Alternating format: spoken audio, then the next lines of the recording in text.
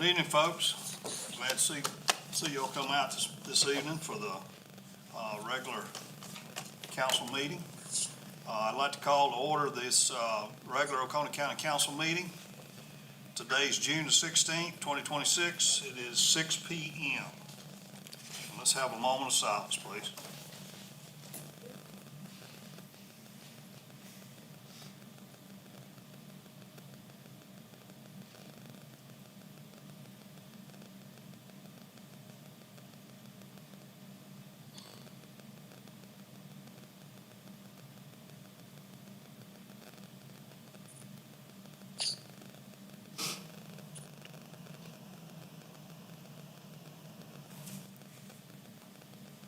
Mr. James, would you lead us in the invocation, please? Sure. Let's pray. Father, as we come to you this evening, Lord, we do thank you for the day. We thank you for your grace and your mercy and your watch care over us, Lord. Lord, as we gather together to study and conduct county business, Lord, I just pray that you would give us wisdom. Help us to remember, Lord, that we're stewards of these things you've entrusted us with. And Lord, I just pray you give us the wisdom to be good stewards of those things, Lord. And Lord, all this we ask in Christ's name. Amen. Amen. Mr. Elliott, pledge. I pledge allegiance to the flag of the United States of America and to the republic for which it stands, one nation, under God, indivisible, with liberty and justice for all.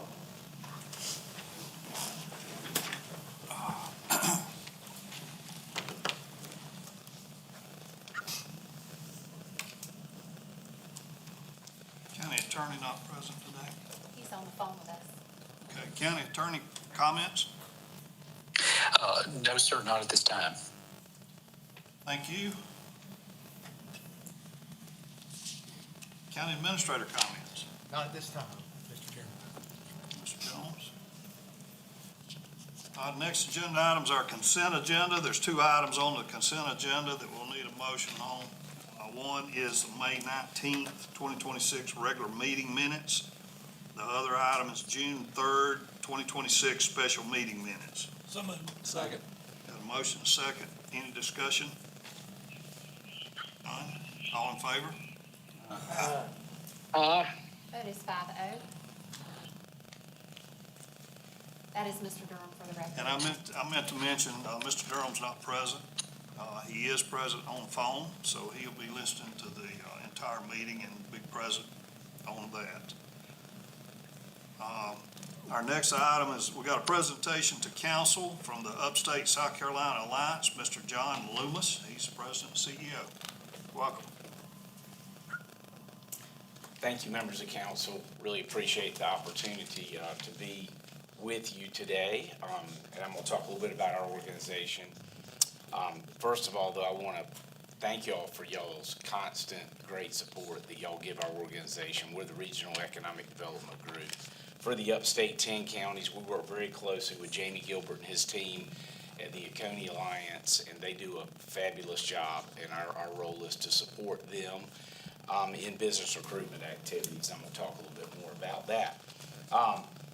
At our annual meeting recently, we featured an upstate manufacturing employee.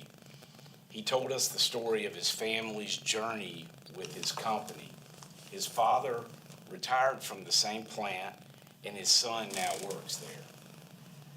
This is an inspirational story, an example of the generational legacy that the upstate's leaders have hoped to achieve with economic development. Hearing how individuals can find a passion, blaze a path, and progress through their career right here at home in the upstate is exactly why communities engage in economic development.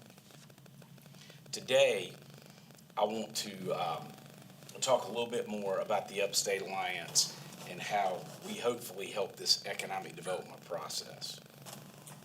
Oh, towards you, I'm sorry. There we go.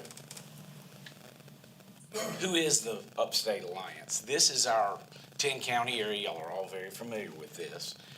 But, you know, we're a manufacturing region. We have about 2,400 and 50 manufacturers within that footprint, about 120,000 workers, skilled workers working in manufacturing. So we are a business powerhouse. So our organization started in the year 2000. We're a public-private corporation, and we have public and private sector investors. The 10 counties, we have 7 cities that are members of our group, and then we have about 230 private sector members.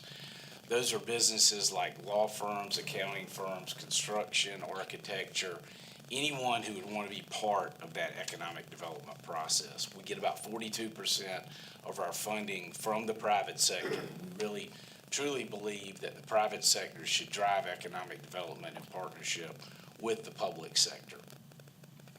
So why are we here? The strength of a regional approach is real. We have 1.6 million people living in our region, and because of that, we have a very large workforce and a strong workforce, and we can better market ourselves as a region than we can as individual counties and individual cities. When we go and meet with companies in the U.S. or internationally, if we can talk about a region with that many people in it that has that kind of a workforce and that kind of strength, we really can make a difference. Also, the counties have limited resources, so does the South Carolina Department of Commerce. So the state, back about 15 years ago, really encouraged us to come together as regions and have public-private partnerships so we could bring the private sector into the economic development scenario.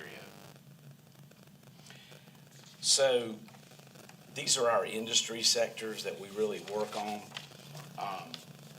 Aerospace, automotive, engineered materials, food manufacturing, life science, and some office professional.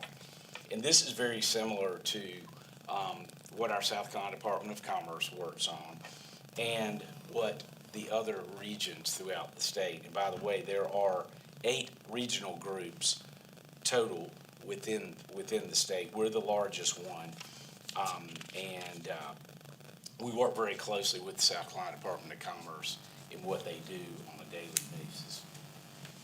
As most of you know, our region's story, we were a textile production hub that fell vulnerable to new technology in global markets.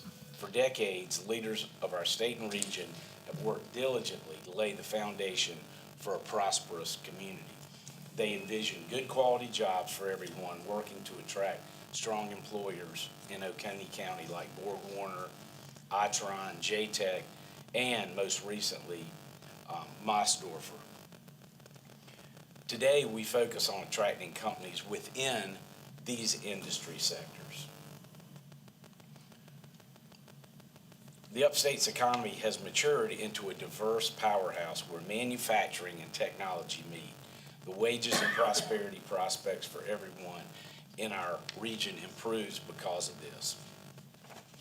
One central element of the upstate's success is our global business environment. A recent study by the South Carolina Manufacturers and Commerce Group reiterated the importance of manufacturing to South Carolina's economy, with a $300 billion economic impact per year that supports, directly or indirectly, 30% of all jobs in South Carolina. The study also found that manufacturing jobs pay 24% more than the average South Carolina job. And manufacturing has a high multiplier effect. For example, take the automotive industry. For every 10 jobs created in the automotive manufacturing industry, 36 additional jobs are created elsewhere in our community, in commercial, in utilities and spin-off jobs. So that's very important. These additional jobs, as I said, include such fields as engineering, architecture, construction, legal, financial, and accounting services.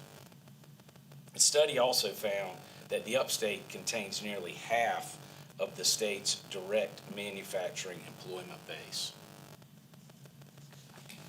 Our region is also home to around 590 unique foreign-owned employers from throughout the world. So how did our region do in 2025? The upstate had 53 projects with $7.6 billion in capital investment and nearly 5,000 jobs created. The state of South Carolina last year had $9.1 billion in new investment. So we did pretty well. That brings our 5-year cumulative total to $18.8 billion and 28,600 jobs for people here in the upstate. Here are some highlights of how the upstate team supported our region's efforts. Our business recruitment team made 429 presentations about the upstate to share our region's value proposition.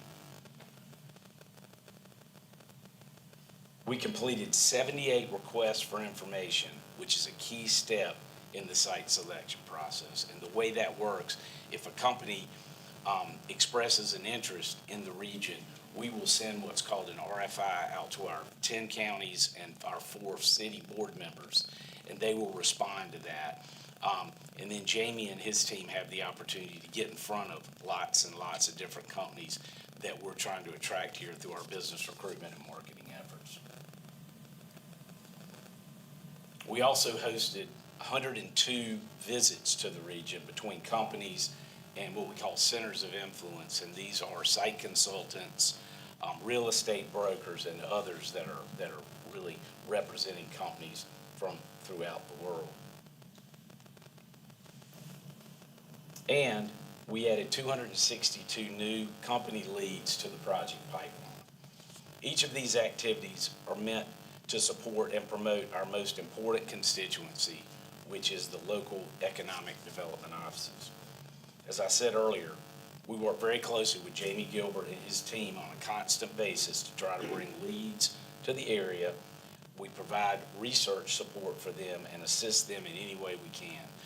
So it's really a team effort between our local economic development offices, our group, our private sector groups throughout the region to try to make the upstate a better place and have companies to invest. And I do talk a lot about manufacturing because truly manufacturing is the basis of our economy here, manufacturing, technology, and innovation.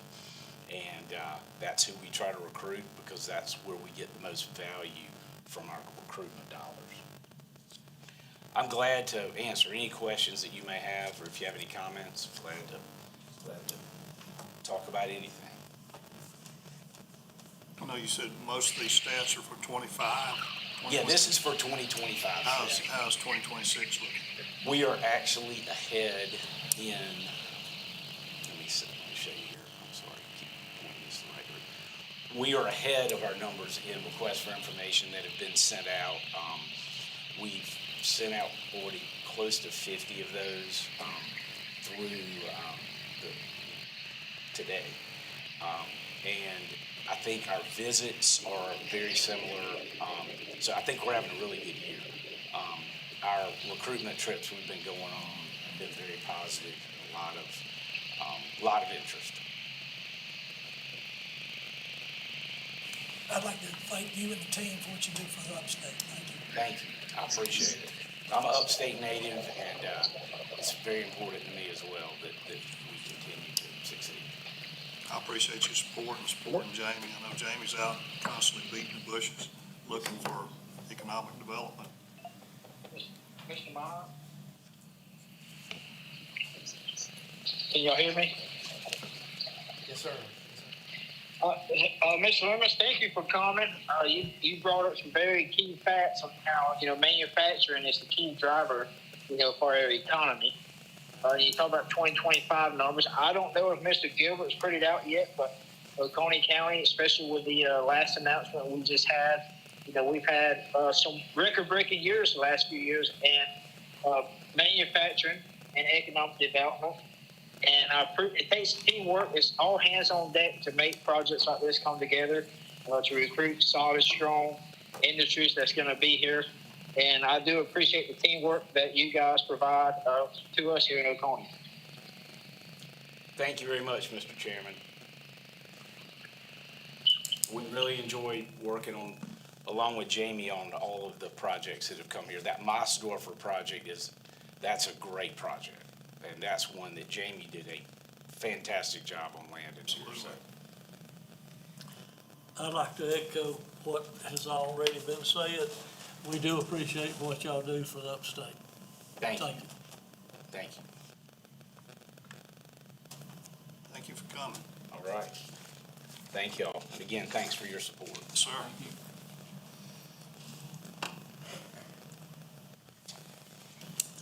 All right, next, we've got public comment session. You got speakers tonight? We just have one, Mr. Lee Sheehan. One speaker tonight, and I'd like to remind, I know Lee's been here before and has spoke before. You got 5 minutes, and Miss Jennifer's got the time on the screen over there, so we can keep an eye on that. And if you hit 4 minutes, and you don't recognize it, I'll hold the yellow sign up, or 5 minutes will be the red stop sign. Thank you, Lee. My name is Lee Sheehan, resident of Seneca, South Carolina. Been here for about 35 years. I'd like to take just a moment tonight to talk about the budget. I've been following the budget development that's going on. I watched the meeting earlier today, and I have several questions about this budget that I think we should hear an answer for as we move forward with it. I appreciate the hard work that's gone into it. I know there's a lot there. Mr. Jones and his team have worked hard on that. One of the things that I find when I try to follow the budget is there's no overall budget number. There's the general budget, and there's, as best my count, there's 18 special projects, special funding, special capital things, but nothing ever rolls those things back up into an overall budget, at least not in the presentations we've seen. And it's difficult to follow from one year to the next, especially Mr. Jones mentioned earlier today that some things have been moved from the general budget to special projects and vice versa. So there's really no way to follow from year to year of where we're spending money or where we're saving money or where things are above or below what they were last year. So it's very difficult to follow, but an overall budget would be very helpful there. The second thing is I heard Mr. Jones mention money on road maintenance. That it was a priority for us to do some road paving.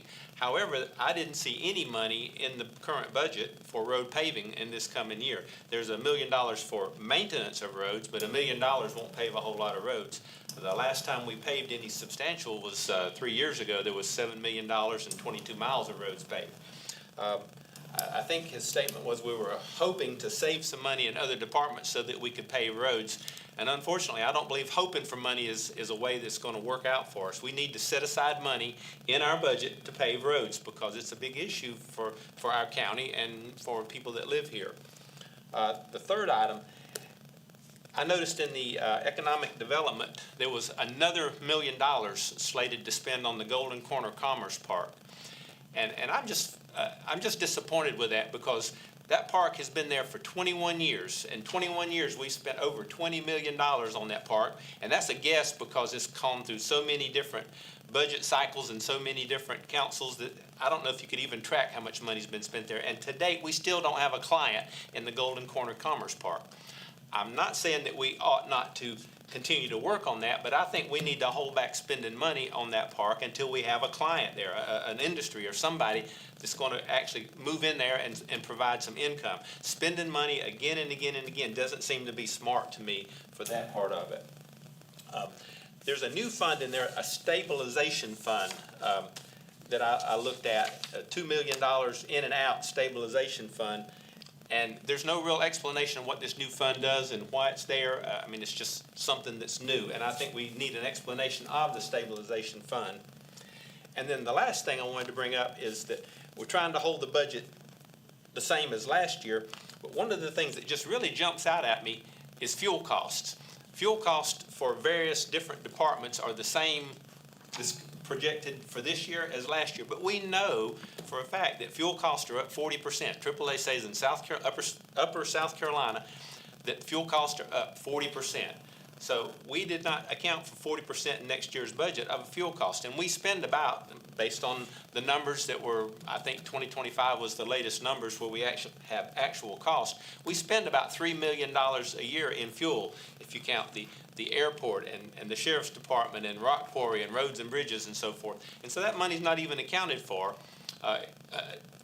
in the future budget. And I don't know if we're hoping that gas prices come down, but once again, that to me is not the right answer. We need to move forward in creating a better budget and addressing some of these items. And then the questions, of course, on the stabilization fund.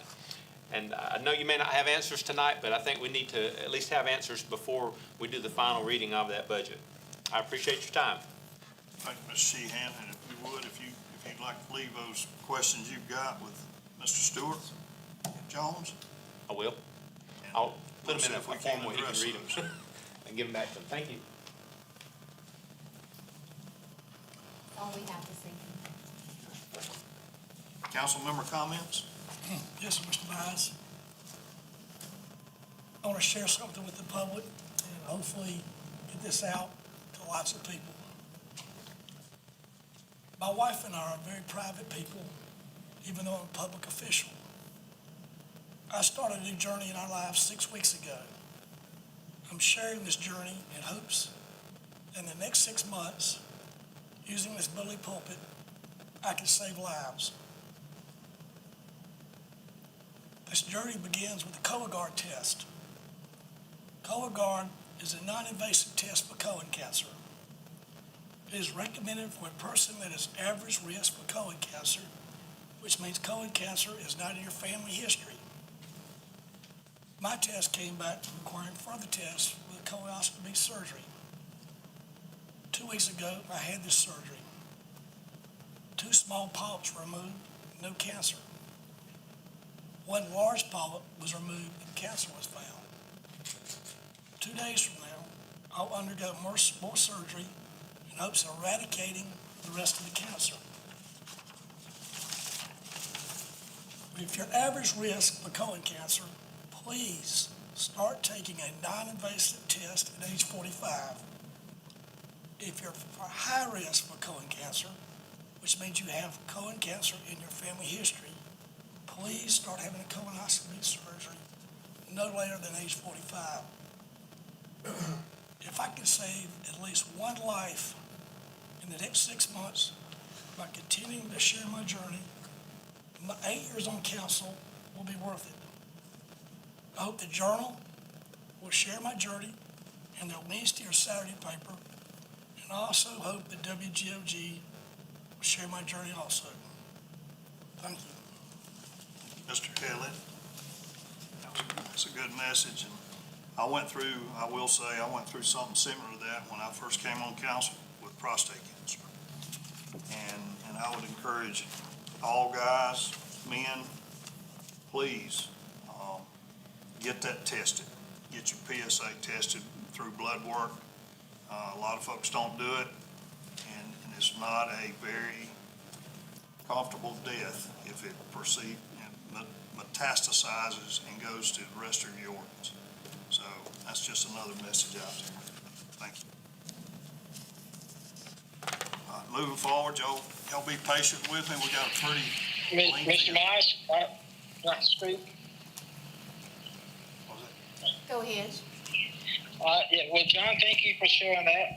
Colon cancer runs my family. My mother caught it at 44 years old and went through surgery and intense treatments. And as a result, I began getting tested very much earlier in age than most people, and on a 3-year rotation. And had colonoscopy about a year ago, and they removed some polyps. And it's really a non-issue, not a big deal. You go in and they give you some good drugs to knock you out for a minute. You wake back up and keep going. So thank you for sharing that, and let everybody go out and get checked, because it's a preventable form of cancer that's very beatable if detected early or even removed in the polyp stages. I do want to make a comment. I believe Mr. Jones, I was listening on YouTube to the prior meeting, although I didn't call in until I lost the signal. And I believe Mr. Jones mentioned this in the first meeting, but I just want to thank everybody, Mr. Jones, Mr. Shirley, Miss Sally, Kevin, the whole team. I can't name everybody, for the work that y'all have done. I know it's been a tough, brutal last several months with the finance issues that we've had, and everybody just rolled up the sleeves and got in work and came up with good solutions. I want to thank the council for being bold and being transparent in it, and not sticking heads in the sand and trying to hide it. And let's attacking this problem in the open, in the public forum. And we saw the positive results of that work come forward with the Moody's rating, where we maintain a AA2 rating. And that's just tremendous testimony to the staff and to the council support, and just is validation that the steps that the county's taken to right the ship is working. And I look forward to the next review from S&P and then the Moody's one also in about 12 months. But just want to thank everybody for your hard work that you put into that. Also to the public comment session, the whole budget numbers is listed in the backup procedure right at the beginning of the ordinance. It lists it as a chart. It goes all the way down and gives you a total, including the enterprise fund. As far as the Golden Corner Commerce Park, this council, at least everybody on council, about the most money we've spent recently is some money to pay the pad sites. Most of that was paid by grant money. But that's in the budget now, $1 million is a contingency. We could have just left it in the fund balance and not showed it, but we're being transparent, showing it in there. And it's only contingent on a tenant moving into the park. And that money is for a gravity sewer line from the pad to the pump station at Golden Corner Commerce Park. And that will not be spent unless there is a tenant moving to that pad site, which we anticipate and are moving forward with the good work that Mr. Gilbert's done in recruiting an industry to the county. But thank you, Mr. Miles. That's all I have. Thank you, Mr. Chairman.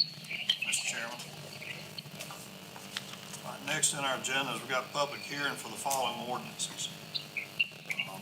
Ordinance number 2026-13, an ordinance authorizing the execution and delivery of a real property lease agreement between Oconee County as leaseor and Oconee History Museum Incorporated as leasee for certain real property known as the Tobacco Barn, located at 123 Brown Square Drive, Walhalla, South Carolina, and other matters related thereto. We have no speakers. Understand we have no speakers, so I'll close ordinance 2026-13. Next ordinance is 2026-14, an ordinance to exempt from the property tax 42 3/4% of the fair market value of watercraft and its motor pursuant to South Carolina Code Section 12-37-220, Bravo 38 Bravo. We have no speakers. No speakers. So I close ordinance 2026-14. We got ordinance 2026-16 is an ordinance to authorize the execution and delivery of an intergovernmental agreement with the city of Seneca for the administration and operation of the 911 and dispatch communication services and other matters related thereto. We have no speakers. No speakers, thank you. And our final ordinance, public hearing, is 2026-17, an ordinance to amend Chapter 38 of the Oconee County Code of Ordinances to rename the Control-Free District and its abbreviation, Charlie Foxtrot Delta, CFD, to the General Use District and its Gulf Utility Delta, respectively, and to make conforming changes throughout Chapter 38 and other matters related thereto. We have no speakers. No speakers. Thank you, ma'am. So now we've got third readings of the following, which are the previous ordinances I've just read, and I won't read each one again. So we'll need a motion on third reading for ordinance number 2026-13. Somebody, second. Got a motion and a second. Any further discussion? All right, no further discussion. All in favor? Vote is 5-0. All right, we've got ordinance 2026-14. Need a motion and a second. Second. Motion second. Any further discussion on this ordinance? None? So all in favor? Aye. Vote is five oh. Third reading of ordinance 2026-16. Make a motion. Got a motion? Second. Any further discussion? All in favor? Aye. Vote is five oh. And then finally, ordinance 2026-17. Second. Second. Got a motion, second. Any discussion? No. All in favor? Aye. Vote is five oh. Moving on to second readings. We got a little bit of business on this one. First off, we need a motion. Let me get my notes here. We need a motion to amend this ordinance 2026-01 to include approved revisions from the previous budget meeting that we held at 4:30 this afternoon. Make a motion. Second. Got a motion and a second. Before we vote on it, I'd like from Mr. Jones, if he would, to kind of summarize what those changes were or revisions. Sir, thank you, Mr. Chairman. Thank you. So those changes actually include, there's a portion of that for the paving crew. That was one of the changes. There's a number of typos that corrects. There's also dealing with the real estate boat, the boat tax, the watercraft tax changes in there. All in all, just to say this, our fiscal year 27 comes out to $70.25 million balanced budget. General fund limit, we're staying at 4.9% on our general fund limit, and it stays under the tax increase projections of 2.97%. That's new growth. So we stay within all those limits. So our budget in general, and I know we're speaking on the amendment right now, these changes, is changing frequently, because there's, as we've talked about a bunch, this is a corrective year, stabilizing year, and a way to recover our reserve funds. So the focus in this budget primarily was reserves, roads, and core services. So, and I'll be happy to answer any questions, Mr. Chairman. I don't have any questions. Thank you, Mr. Jones. Thank you, sir. Okay, so the first thing we're doing is we're voting on the amendment to the ordinance. So we got a motion and a second. Any further discussion? All right, all in favor? Aye. Aye. Vote is five oh. So the amendment passes. So now we're gonna have second reading of this ordinance. It's ordinance 2026-01. An ordinance to establish the budget for Oconee County and provide for the levy of taxes for ordinary county purposes, for the Tri-County Technical College Special Revenue Fund, for the Emergency Services Protection Special Revenue Fund, for the Road Maintenance Special Revenue Fund, for Victim Services Special Revenue Funds, for the State Accommodations Tax Special Revenue Fund, for the Local Accommodations Tax Special Revenue Fund, for the Community Health and Community Services Special Revenue Fund, for the Economic Development Capital Project Fund, for the Bridge and Culvert Capital Project Fund, for the Capital Vehicle and Equipment Fund, for Parks and Recreation and Tourism Capital Projects Fund, for the Fire Emergency Services Capital Vehicle and Equipment Fund, for the General One-Time Capital Fund, and for the Debt Service Fund, all in Oconee County for the fiscal year beginning July 1, 2026, and ending June 30th, 2027. Make a motion. Second. Got a motion and a second. Any discussion further? Yes, Mr. Miles? Yes, sir. So just another thing, I forget what we call it, but Mr. Lee addressed it in the beginning of the meeting, the runout fund for the stabilization fund.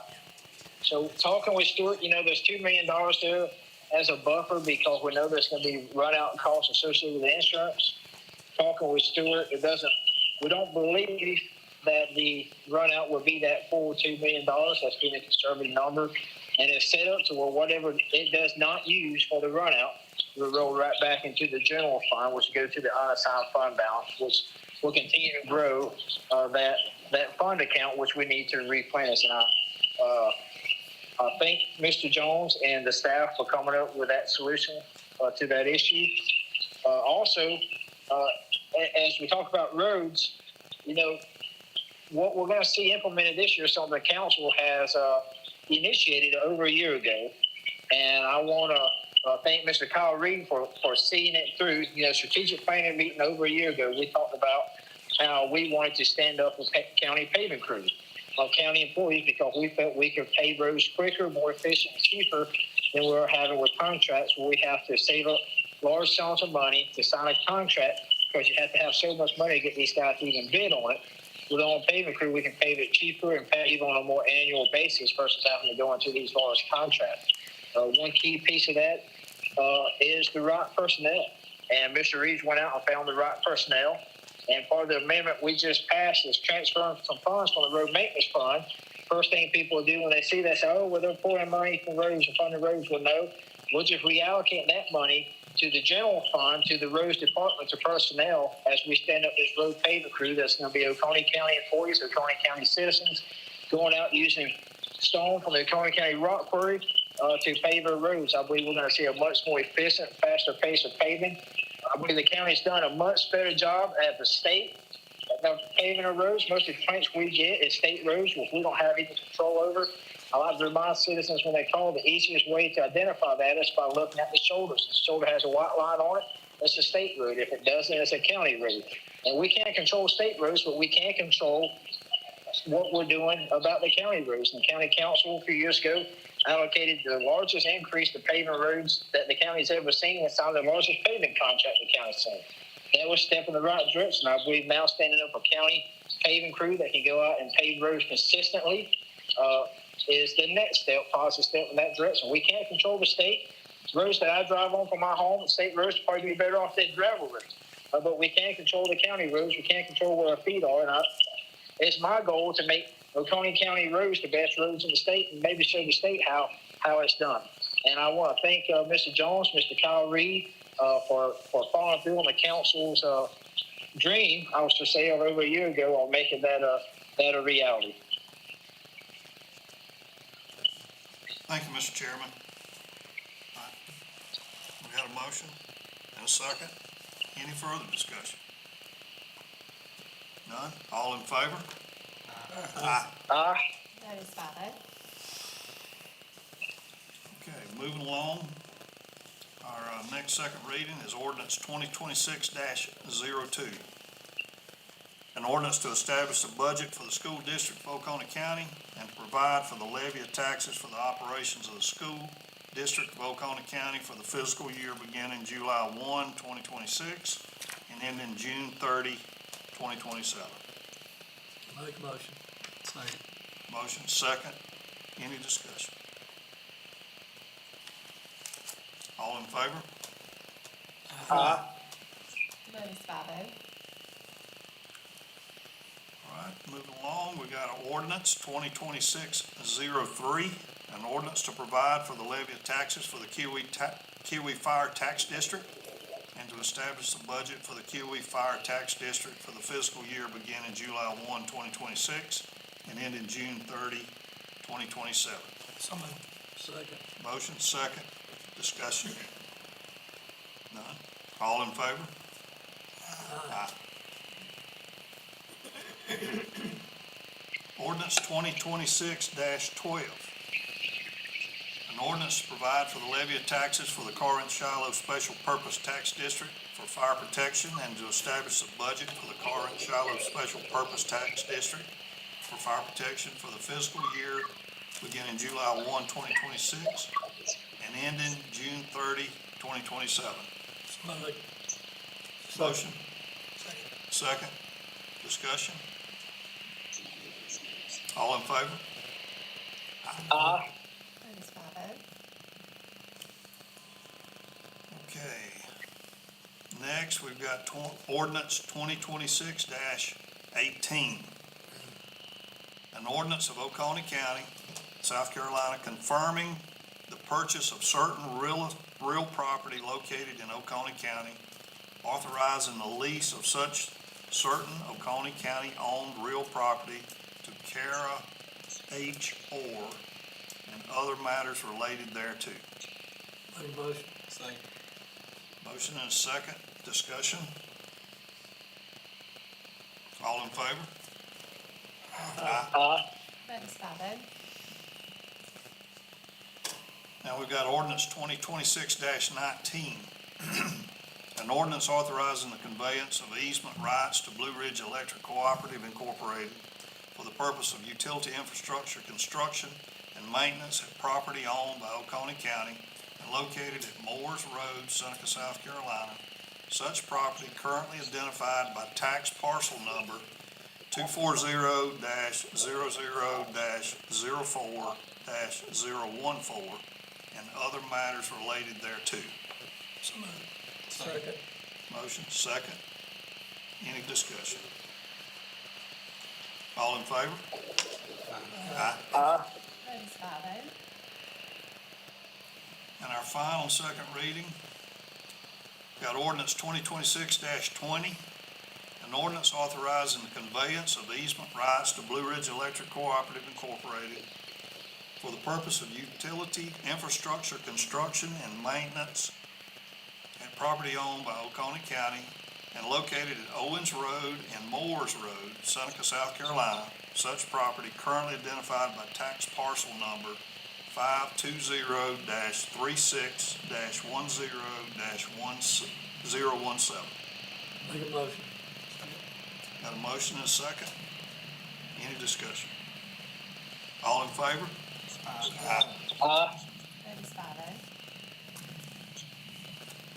Our next order of business is the first reading for the following ordinance. Got ordinance 2026-21.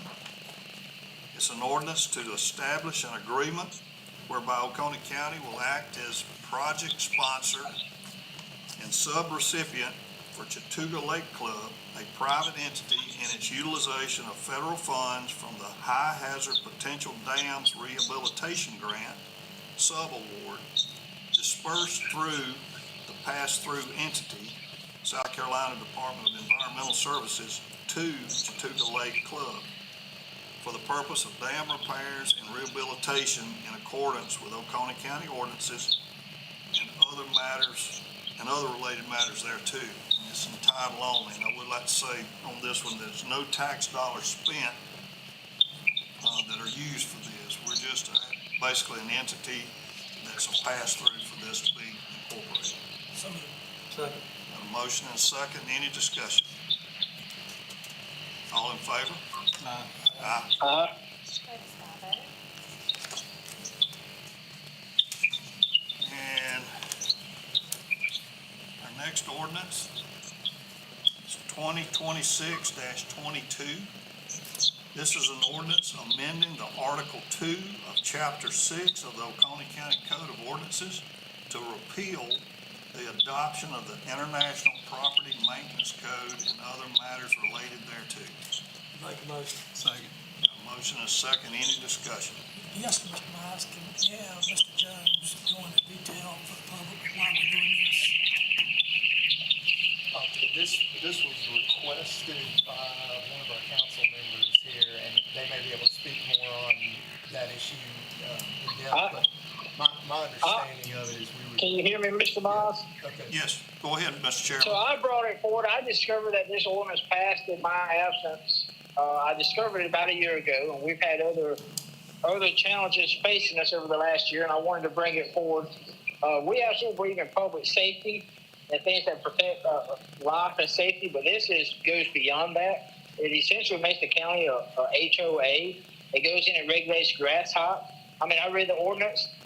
Come about July, I wouldn't be in compliance with the ordinance because a certain part of my yard, after July 4th, down below about 2 acres, I let it go up to a bush hog.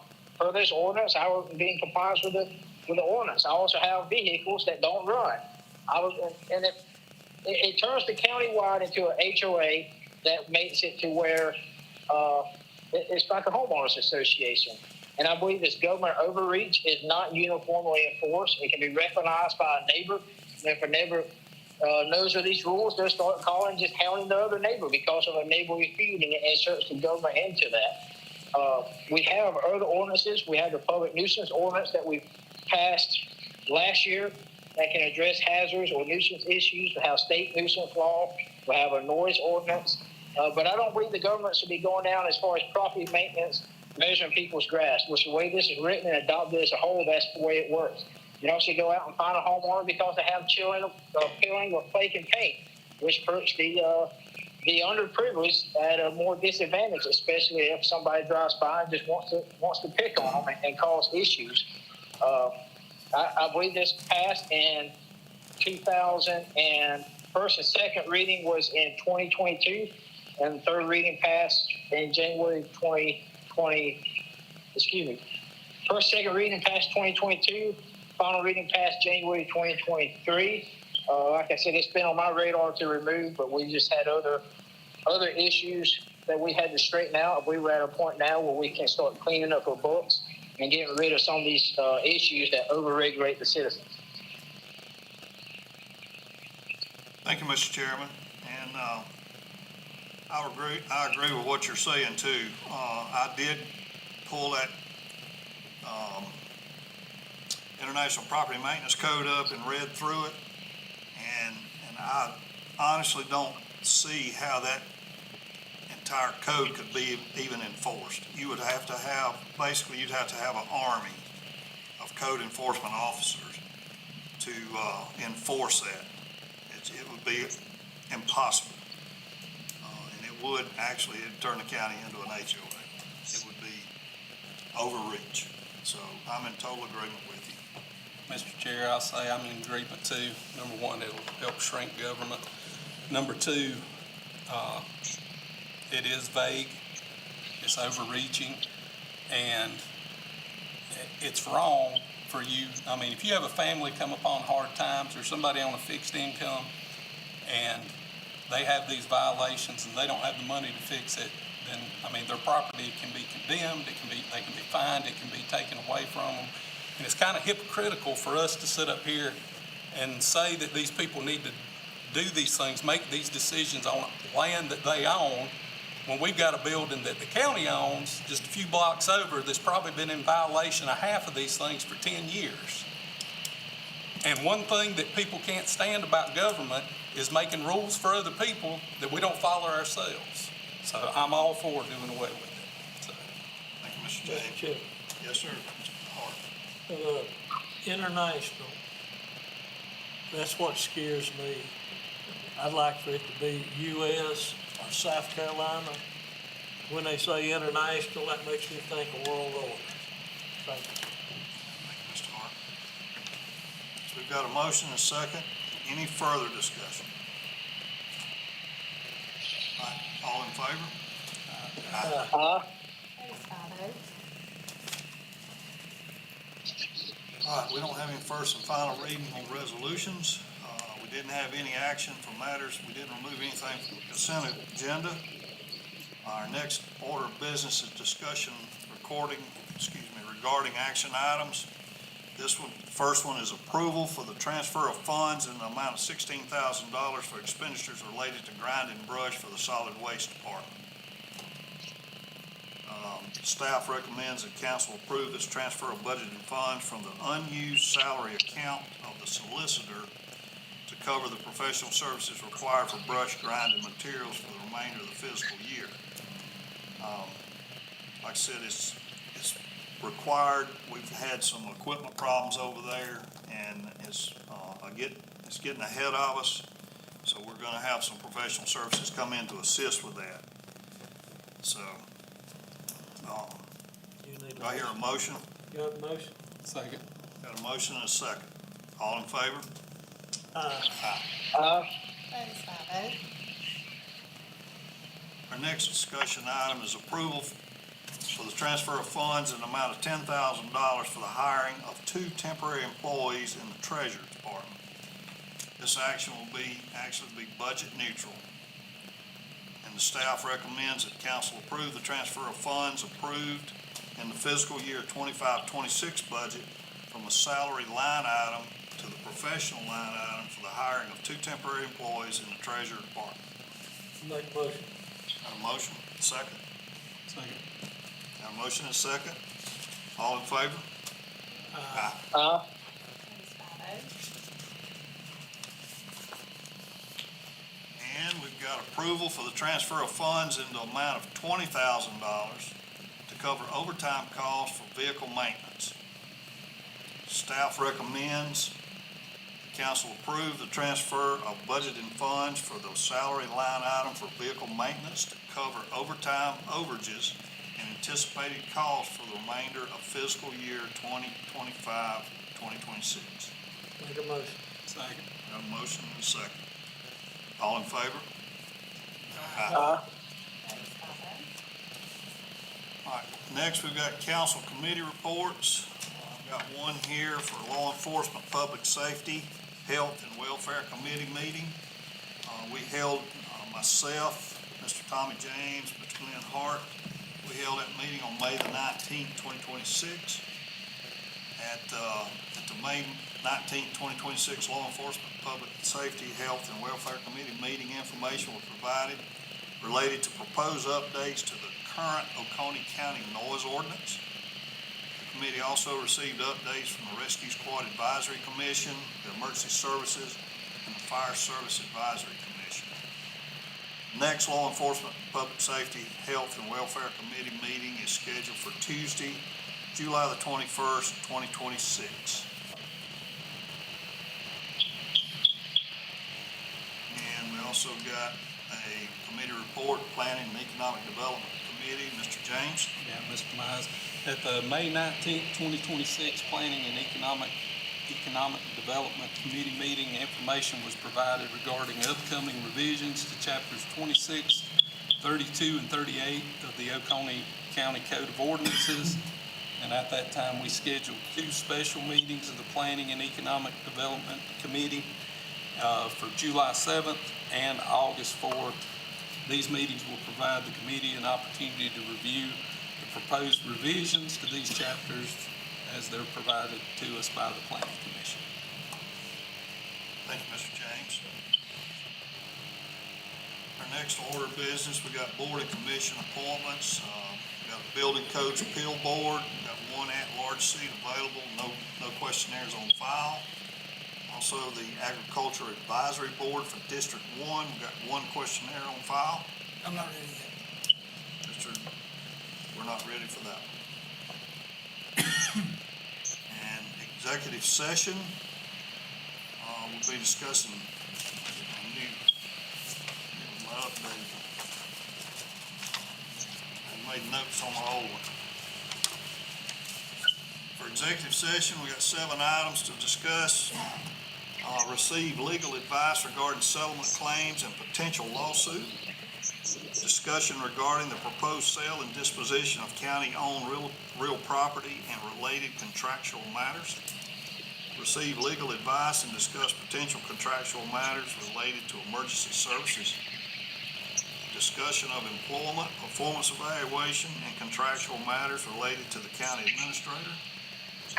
Receipt of legal advice from counsel regarding pending claims and litigation involving Oconee County. Receiving legal advice regarding pending legal litigation.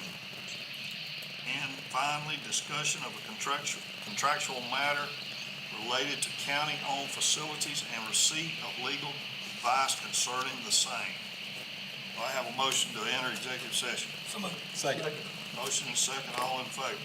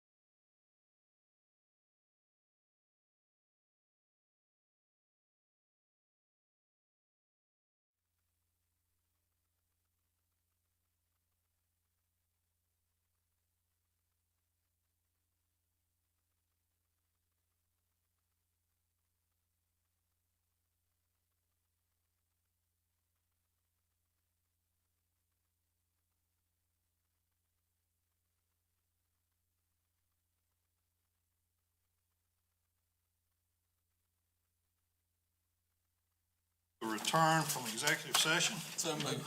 Make a motion? Second. Got a motion, got a second. All in favor? Aye. The vote is 4-0. Okay. At this time, have we still got Matt on? Yes. At this time, we had one action coming out of executive session, and I'm gonna turn it over to Chairman Durham. Mr. Ross, I'd like to make a motion to amend the county administrator's contract with regards to paid time off as discussed in executive session. Could you repeat that, Matt? We didn't catch the first part. I'll make a motion to amend Stuart Jones, the county administrator's contract with regards to paid time off as discussed in executive session. Make a motion. Second. A second. All in favor? Aye. The vote is 4-0. I need a motion to adjourn. So move. Motion and second. All in favor?